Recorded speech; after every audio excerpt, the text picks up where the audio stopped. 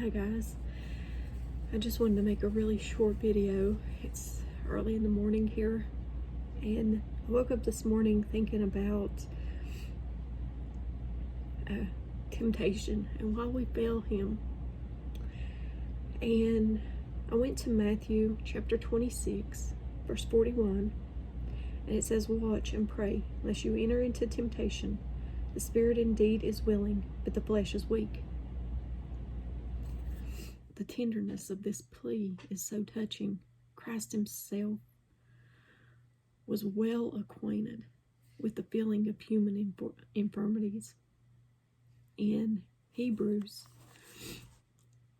chapter 4 verse 15, it says, "For we do not have a high priest who cannot sympathize with our weakness, but was in all points tempted as we are, yet without sin."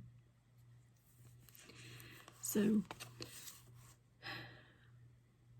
at that very moment, on that mountain, Jesus was locked into a struggle against his flesh, his human passions,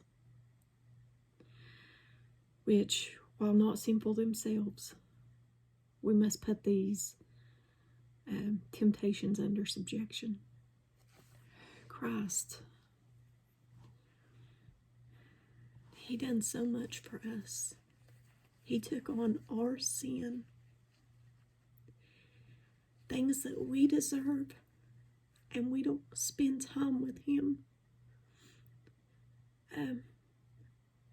This is a plea to you all.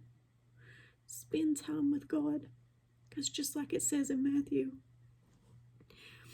to watch and pray lest you fall into temptation, lest you give in to temptation.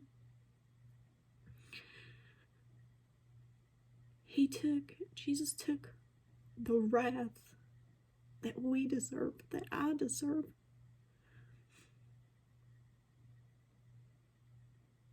He took the wrath for me to have salvation.